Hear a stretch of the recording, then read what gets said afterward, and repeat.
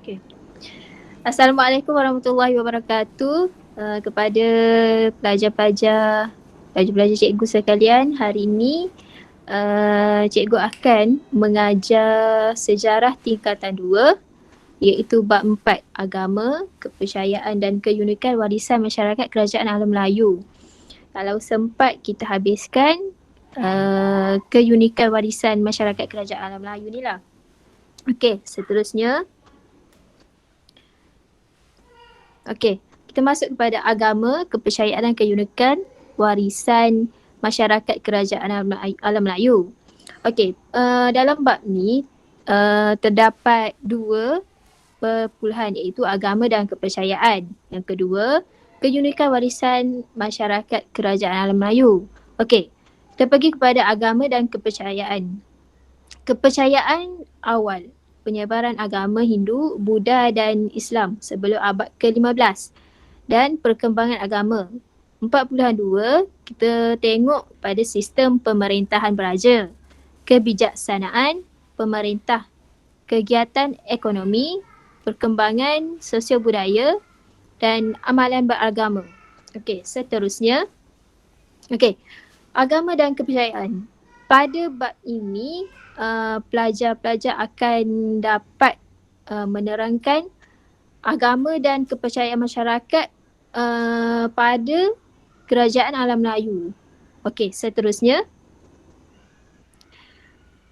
Kepercayaan awal.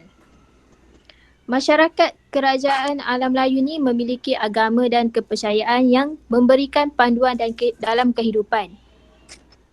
Contohnya, seperti sekarang ni negara kita lah mempunyai agama rasmi, iaitu agama Islam. Okey. Pemerintahan kerajaan Alam Melayu ni berperanan penting untuk memastikan pengukuhan dan kelangsungan agama dalam kerajaannya. Okey. Kepercayaan awal masyarakat pada zaman dahulu ni mempunyai 2, iaitu animisma dan dinamisma. Okey. Animisma ni apa? Awak tahu tak apa itu animisma? Okey. Animisma ni adalah kepercayaan setiap makhluk hidupan dan tumbuhan yang memiliki roh atau semangat. Yang kedua, percayakan makhluk halus dan sembah roh nenek moyang mereka. Penyembahan roh nenek moyang ni penting untuk memastikan keluarga ni dapat kebaikan dan terhindar daripada kesusahan. Okey, yang kedua, kepercayaan kedua. Kepercayaan kedua adalah dinamisma. Kepercayaan ini mereka percaya terhadap kekuatan yang dikenali sebagai mana atau semangat. Mana ni yang dikenali sebagai semangat. Tapi kalau dalam bahasa Melayu ni semangat. Kalau bahasa zaman dahulu adalah mana. Okey. Setiap benda makhluk dianggap mempunyai mana, iaitu boleh mempengaruhi kehidupan seseorang. Contohnya, mereka ni mengadakan semangat pemujaan tanaman untuk memperoleh tanaman yang banyak. Contohnya mereka menyembah sesuatu pohon. Pada zaman dahulu ni mereka percaya bahawa contohnya ada pokok besar. Maka mereka menyembah untuk mendapatkan sesuatu hasil yang lumayan. Sebab mereka percaya itu adalah agama mereka. Seterusnya, slide seterusnya. Okey. Penyebaran agama Hindu, Buddha dan Islam sebelum abad ke-15. Hindu dan Buddha ni tersebar sebelum Masihi. Masihi ni kalau semua tahu bila? Boleh jawab? Masihi ni, sebelum Masihi ni bila? Hello? Tidur ke?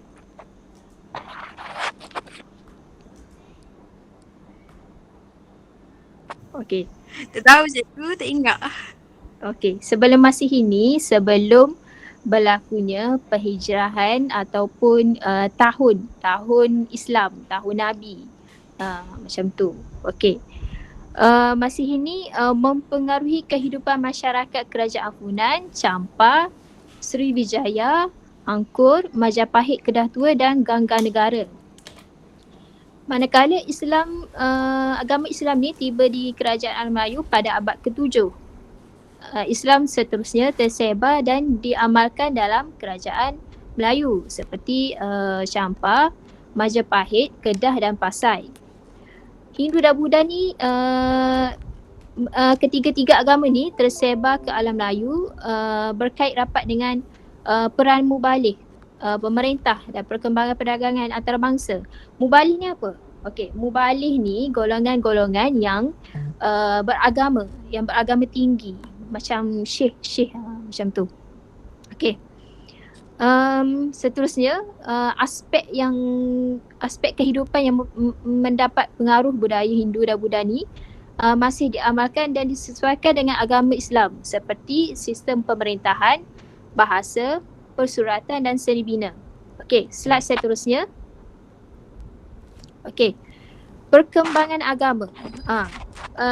Pada masa tersebut agama terdapat negara ataupun kerajaan yang memerintah pada masa tersebut, iaitu Kerajaan Funan, Kerajaan Champa, Angkor, Majapahit. Okey, dan satu lagi. Okey, Kerajaan Funan. Kerajaan Funan ni mereka mengamalkan agama Hindu dan Buddha dan tersebar sejak abad pertama. Contohnya, yang berperanan untuk menyebarkan agama ni adalah Fan Shihman. Beliaulah yang mengamalkan agama Buddha. Contohnya, apakah bukti yang menyebabkan agama Buddha ni tersebar? Contohnya, Candi Gochati. Okey, seterusnya Kerajaan Champa. Agama Hindu, agama Buddha dan agama Islam mempunyai tersebar. Agamanya tersebar. Okey. Agama Hindu tersebar dalam kalangan masyarakat Champa ketika pemerintahan Bada Varman pada abad ke-4. Okey, beliau ni mendirikan candi Hindu di lembah Mison yang dikenali sebagai Siva Bariswara. Okey. Candi Hindu turut dibina di Ponagar. Okey, seterusnya agama Buddha. Candi Dong Duang pula merupakan bukti penyebaran agama Buddha. Seterusnya agama Islam. Penuah batu bersurat bertarikh 1035 dan batu nisan bertarikh 1039 di Panduraga. Okey, Islam mula tersebar luas masa pemerintahan Sultan Zainal Abidin. Okey, kalau kita lihat satu lagi batu bersurat ni terdapat di Kerajaan Terengganu sekarang. Contohnya batu bersurat Batu Buruk di Terengganu. Itu merupakan salah satu penyebar agama Islam lah. Okey, seterusnya Kerajaan Angkor. Agama Hindu menjadi anutan utama sejak kerajaan ini diasaskan. Memang semua kalau kita lihat kerajaan-kerajaan pada zaman Kerajaan Melayu ni memulakan penganutan agama Hindu sebagai agama utama mereka. Okey. Agama ni menjadi gemilang semasa pemerintahan Varman II. Okey. Contohnya candu yang tersohor pada masa tersebut ialah Angkor Wat. Okey. Agama Buddha mengambil alih peranan agama Hindu semasa pemerintahan Jayavarman IV pada abad ke-12. Okey, seterusnya Kerajaan Sriwijaya, Kerajaan Majapahit. Okey, kerajaan ni juga merupakan penganut agama Buddha, Hindu dan Islam. Okey. Kerajaan yang pertama adalah Kerajaan Sriwijaya, merupakan pusat kegiatan agama Buddha sejak abad ke-7. Pendeta Buddha bernama Ai Shing dari China pernah datang ke Sriwijaya untuk mempelajari bahasa Sanskrit dan menterjemah kitab-kitab agama Buddha. Antara contoh candi Buddha tinggalan Kerajaan Sriwijaya yang masyhur termasuklah Candi Muara Jambi, Candi Bahai dan Candi Muara Takus. Okey. Seterusnya adalah Kerajaan Majapahit. Kerajaan Majapahit ni mulanya dia runtuh sebelum diambil alih oleh Kerajaan Demak muncul dan menjadi pusat pengajian agama Islam terbesar pada abad ke-16. Okey, sejarah agama Hindu dan Buddha di sini berkembang serentak dan saling mempengaruhi masyarakat Kerajaan Majapahit. Hayam Wuruk menyatukan aliran dalam agama Hindu dan Buddha yang dipanggil Tripaksa pada abad ke-14. Antara candi tinggalan kerajaan Majapahit yang masyhur termasuklah Candi Jabong. Okey, Candi Suku dan Candi Berahu. Agama Islam pula tersebar di Majapahit pada abad ke-14. Buktinya Wuping, pegawai Kerajaan Ming beragama Islam, dilantik sebagai wakil tetap di Majapahit.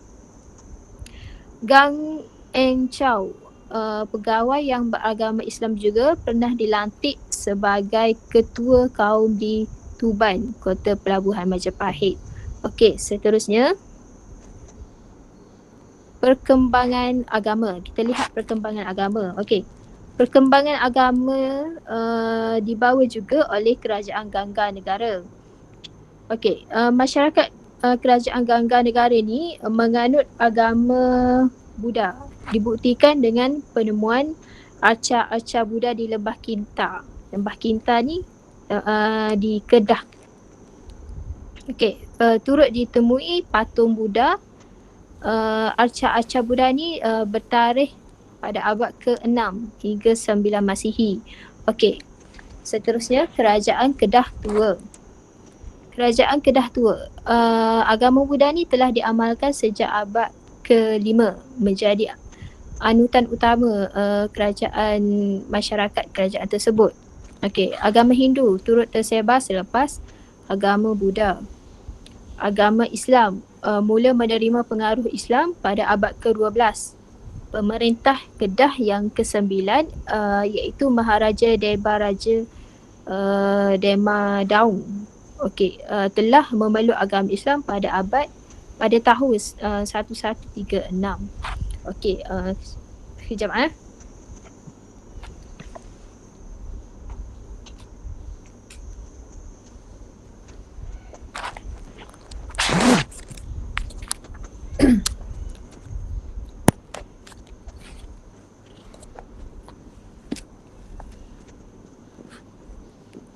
Okey. Seterusnya kita sambung kepada 4.2 iaitu keunikan warisan masyarakat kerajaan Alam Melayu. Korang tidur ke? Boleh buka mic sekejap. Nur?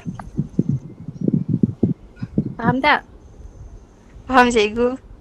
Okey. Faham cikgu. Kita masuk pada perpuluhan 2.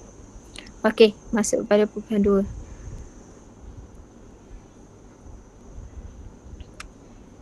2. Okey, pada topik ni pelajar akan dapat menghuraikan keunikan warisan kerajaan Alam Melayu. Okey, keunikan. Tahukah anda apakah keunikan warisan? Okey, keunikan warisan ni bermaksud legasi kebijaksanaan dan keunggulan yang ditinggalkan oleh pemerintah terdahulu untuk diwarisi oleh generasi seterusnya. Keunikan warisan inilah yang menjadikan tamadun Melayu gemilang seperti tamadun-tamadun lain. Okey, apa yang menyebabkan uniknya kerajaan Alam Melayu ketika ini? Okey, kita dapat lihat mempunyai kerajaan Melayu ni mempunyai pada masa tersebutlah mempunyai sistem pemerintahan beraja, kebijaksanaan pemerintah, perkembangan kegiatan ekonomi, perkembangan sosial budaya dan amalan beragama. Kalau kita lihat di sini merupakan sistem yang teratur lah. Okey. Kita lihat kepada sistem pemerintahan beraja kerajaan alam Melayu. Okey. Kerajaan semua kita tahu bahawa raja pada masa sekarang juga mempunyai kuasa yang mutlak pada negara kita yang mempunyai sistem demokrasi. Okey, raja ni mempunyai peranan menjadi tonggak utama kerajaan, mempunyai juga warisan, keunikan warisan pemerintah. Contohnya mengamilasikan pengaruh agama dalam pentadbiran. Contohnya raja ni membuat undang-undang dalam pemerintahan peraturan pada masa tersebut. Okey, kedudukan raja juga diperkukuhkan dengan dibantu oleh para pembesar. Okey, memperoleh ketaatan daripada rakyatnya. Okey, untuk lihat daripada slide seterusnya, untuk sistem pemerintahan raja ni mempunyai strukturnya tersendiri. Okey, yang pertama adalah pemilihan raja. Raja ni dipilih berasaskan keturunan. Wajib untuk pemilihan raja ni atau keturunan raja wajib berasaskan keturunan itu sendiri. Okey, pengesahan pembesar untuk mendapatkan pemilihan raja ni memerlukan pengesahan daripada pembesar. Pembesar ni merupakan pemerintah kedua yang penting pada masa tersebut. Okey, keturunan raja dianggap suci dan berdaulat. Okey, boleh dipilih daripada golongan tentera pada masa kerajaan Funan dan Champa.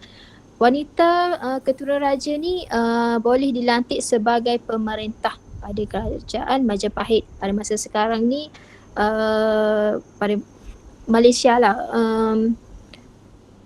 wanita tidak dipilih sebagai raja, namun dipilih sebagai permaisuri atau pendamping raja. Okey, yang kedua adalah kedudukan raja.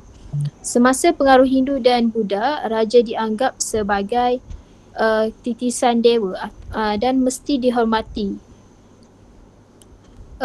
Konsep khalifah ni merupakan yang tertinggi.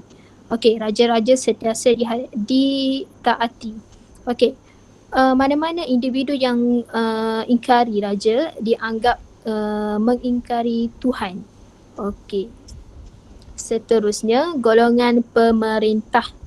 Golongan Hindu dan Buddha, gelaran raja dan maharaja merupakan golongan pemerintah.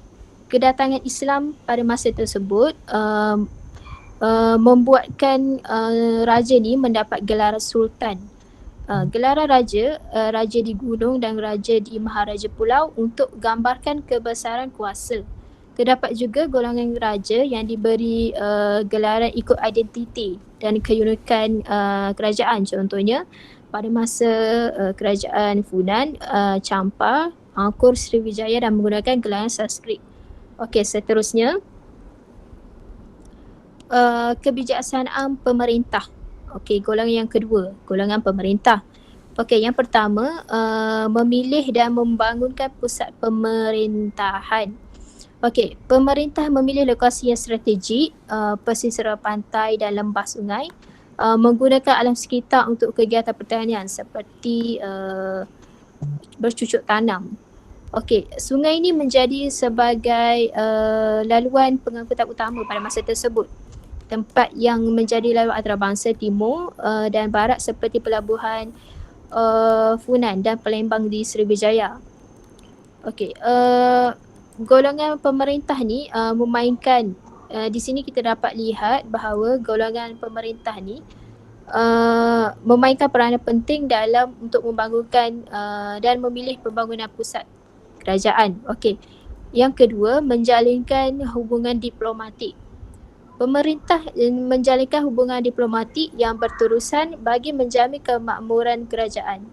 Contohnya bentuk hubungan persahabatan, bantuan ketenteraan atau senjata dan perkahwinan. Dalam persahabatan ni, kerajaan Sriwijaya mengirimkan utusan persahabatan ke China pada abad ke-7 dan dapat juga dilihat kerajaan Majapahit menjalinkan persahabatan dengan China pada abad ke-14. Okey, Maharaja Chola memberikan bantuan dari India dan menghantar tentera ke Sriwijaya untuk membantu selesaikan pemberontakan pada abad ke-11. Perkahwinan pemerintah Majapahit Raden Wijaya dengan puteri kerajaan Singhasari pada abad ke-3 melalui perkahwinan. Untuk tujuannya adalah untuk menjalinkan hubungan diplomatik. Okey, seterusnya kegiatan ekonomi. Keunikan warisan masyarakat kerajaan Melayu ni dapat juga dilihat pada kegiatan ekonomi. Yang pertama, memanfaatkan kesuburan tanah. Okey, mereka ni, masyarakat pada masa tersebut ni menjalankan kegiatan pertanian. Tapak pertanian subur yang penting dan diwarisi dari zaman ke zaman. Contohnya, Sungai Mekong, Sungai Musi, Bengawan Solo dan Berantas. Sungai Mekong ni di Thailand. Pada masa tersebut, Thailand ni merupakan sebahagian daripada kita. Namun sekarang sepenuhnya dimiliki oleh Thailand. Okey. Yang kedua, mencipta sistem pengairan. Okey, kerajaan kita ni memiliki kemahiran mencipta sistem pengairan seperti barai. Barai. Tahu tak barai? Sistem. Contohnya mencipta parit ataupun parit yang kecil. Okey, memastikan bekalan air mencukupi di kawasan pertanian. Tujuan mencipta sistem pengairan tersebut. Okey, tanaman utama padi, rempah ratus dan tanaman seperti gambir. Okey, keunikan dalam kemahiran ini merupakan warisan penting terhadap perkembangan ekonomi tamadun Melayu. Okey, seterusnya adalah membina pelabuhan. Pada masa tersebut, kerajaan Alam Melayu ni mendirikan pelabuhan di lokasi yang strategik dan mudah dikunjungi oleh pedagang dari timur dan barat. Pelabuhan ni berkembang dalam bentuk pelabuhan pembekal, pelabuhan kerajaan, pelabuhan entrepot. Pelabuhan pembekal ni adalah persinggahan untuk membekalkan bahan dagangan dan bekalan makanan kepada pedagang. Manakala pelabuhan kerajaan ni, pelabuhan pembekal yang berkembang, wujudnya pusat pentadbiran atau kerajaan di pelabuhan tersebut. Pelabuhan entrepot pula, pelabuhan pedagang. Contohnya sebagai berperanan pengumpul, pengendali dan pengedar. Contohnya pada zaman Kesultanan Melayu Melaka, pedagang entrepot ni menjadi pelabuhan yang amat tersebar luas dan terbesar pada masa tersebut. Okey, seterusnya perkembangan sosial budaya. Kita dapat lihat di sini melalui sistem tulisan bahasa, persuratan dan seni bina. Okey, sistem tulisan ni diadaptasi oleh pengaruh luar untuk mengembangkan sistem tulisan bahasa. Tulisan Pallava dan Kavi berasal dari India, digunakan medium tulisan dan bahasa tempatan dan Sanskrit. Contohnya huruf-huruf Arab disesuaikan sehingga terbentuknya tulisan Jawi, menjadi warisan sistem tulisan masyarakat Melayu pada masa kini. Contohnya yang pelajar-pelajar sekarang yang belajar pendidikan Islam, macam itulah sistem tulisan Jawi. Okey, yang kedua adalah persuratan. Persuratan ni mempamerkan intelektual dalam melalui kegiatan persuratan. Kegiatan ini berkembang dalam bentuk batu bersurat.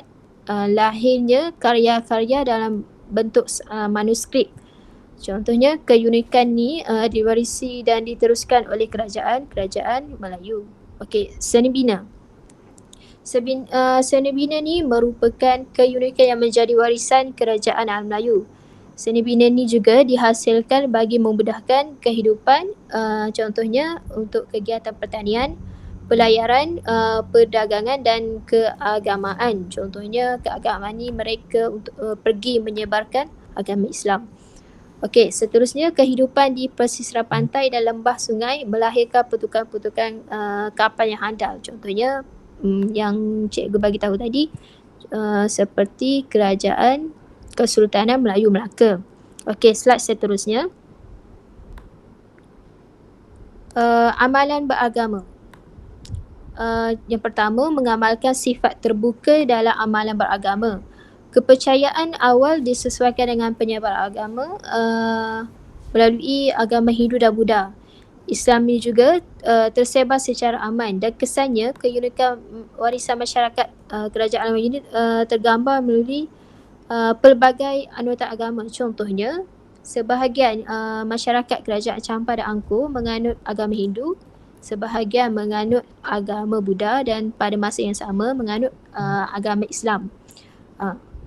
Di sini menunjukkan sifat terbuka dalam pelbagai agama dan ini menyebabkan keunikan warisan masyarakat kerajaan Melayu. Okey, yang kedua adalah sifat toleransi. Sifat toleransi ni merupakan keunikan dan amalan beragama masyarakat kerajaan Melayu. Penganut agama Hindu membina candi berdekatan dengan candi Borobudur, tempat ibadah penganut agama Buddha di Jawa. Contoh tengok, awak lihat gambar candi merupakan yang dibina oleh penganut-penganut Hindu pada masa tersebut. Yang ketiga adalah agama menjadi simbol penyatuan raja dan rakyat. Okey, raja ni memerlukan golongan agama untuk mengukuhkan kedudukan dan mengekalkan tahta mereka. Golongan Brahmin mempunyai peranan yang besar semasa pertabalan raja. Golongan Brahmin ni golongan pemerintah. Okey, pengasas kerajaan Angkor diisytiharkan kedudukan baginda sebagai Dewa Raja oleh seseorang Brahmin. Okey, seterusnya.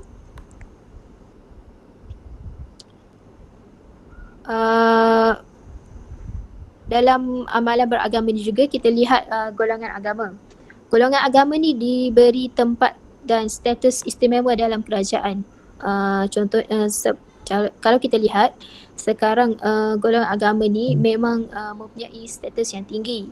Masyarakat menghormati dan di sini dapat lihat juga pada masa tersebut ni penasihat pemerintah kerajaan contohnya yang memberi tempat yang istimewa ni contohnya kerajaan Hunan, Sriwijaya dan Angkor.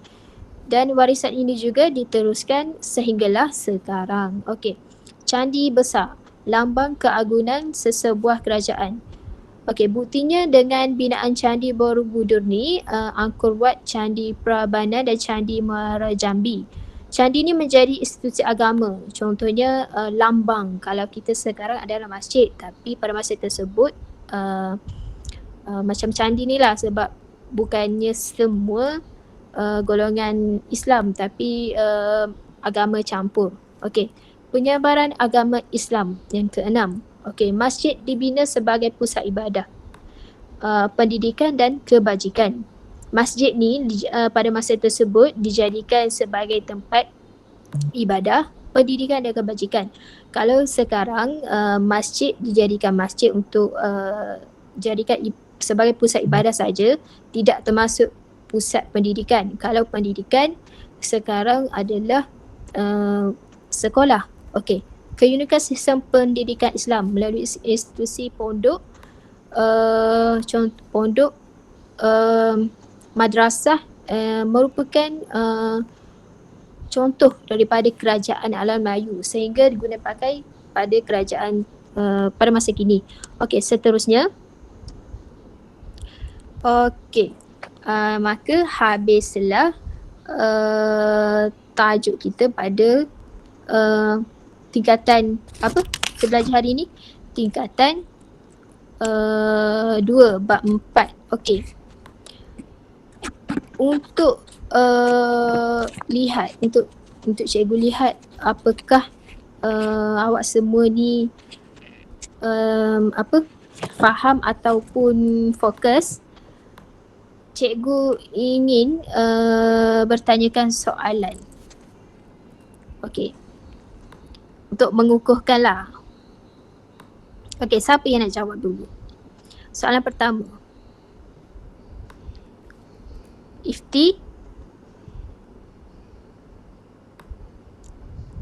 Saya nak tengok awak ni tidur ke tak?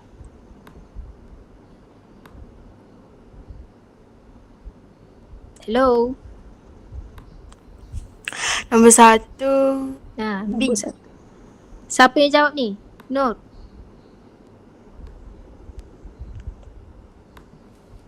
Candi Bor kan? Baca dulu. Okey, nanti cikgu baca. Soalan pertama, apakah monumen yang membuktikan penyebaran agama Hindu di Kerajaan Melayu? Okey. Apa? Jawapan Candi Don Duang. B. Okey.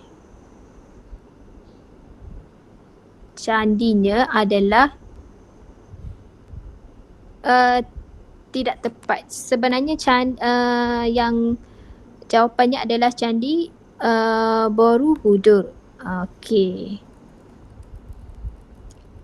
Soalan kedua, antara yang berikut yang manakah benar mengenai kepercayaan animisma? Okey, seperti yang kita lihat tadi, yang kita bincang tadi, mempunyai kepercayaan animisma dan dinamisma. Okey, apakah animisma ini? Siapa yang nak jawab? Kenapa awak tak buka mic, Nabila? Oh, jawab B. Okey. Okey, jawab B. Contoh B, setiap makhluk mempunyai ruh atau semangat. Betul lah. Animisma ni mereka mempercayai bahawa ruh yang mati itu membawa semangat ataupun kekuatan kepada mereka. Okey, soalan ketiga. Bilakah agama Hindu dan Buddha tersebar dalam kalangan masyarakat Kerajaan Melayu? Siapa yang nak jawab? C. Sebelum Masihi. Pandai. Sebelum Masihi ni bila? Sebelum Masihi. Sebelum kelahiran Nabi Muhammad sallallahu alaihi wasallam. Okey.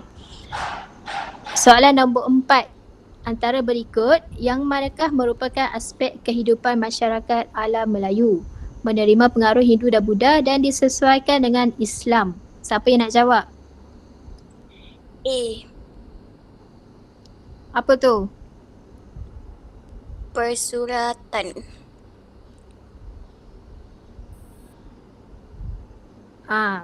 Betul. Okey, soalan nombor 5. Okey.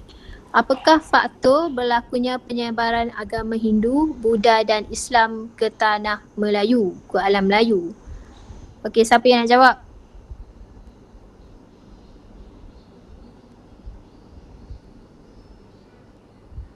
Yang lain?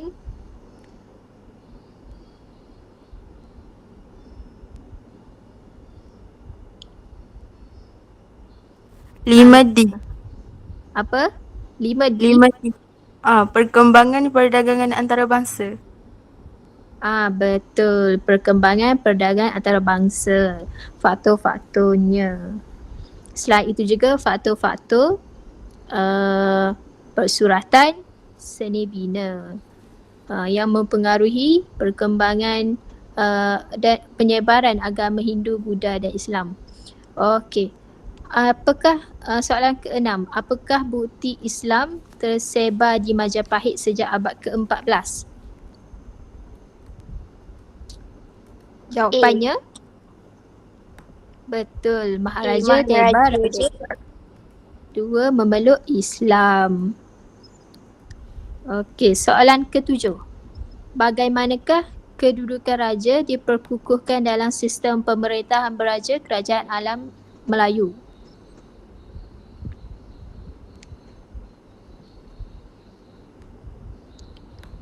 Jawapan tidur ke?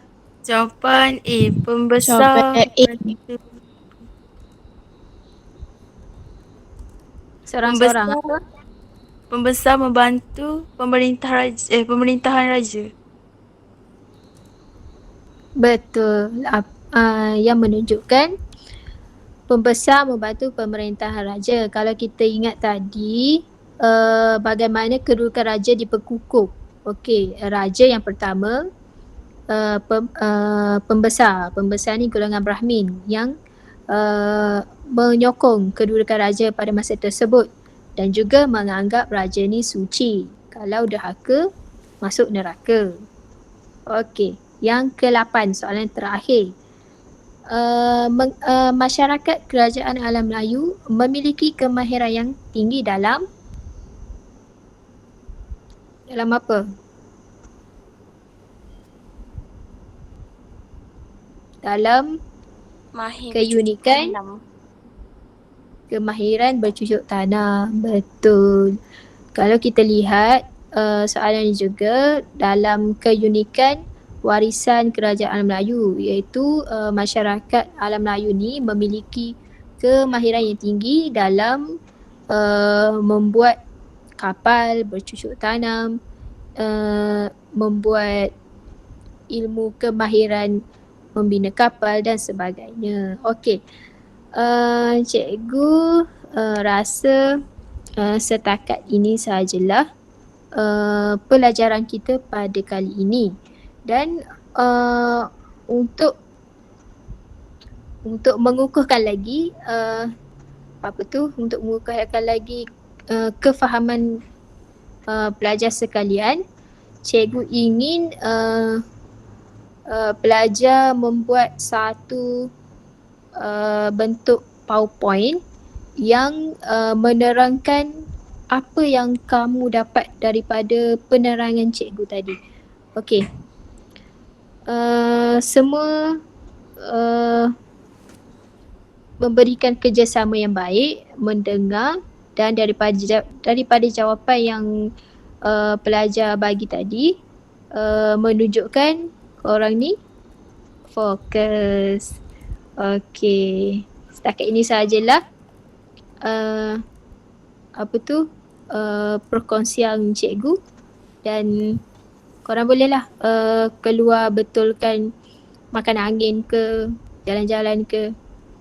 Tapi cikgu ingin pesan korang harap berhati-hatilah pada masa sekarang, kerana kita tahu semua berlakunya penyebaran wabak COVID-19. Okey. Terima kasih semua. Terima kasih cikgu. Sama. Terima kasih cikgu. Boleh keluar. Okey.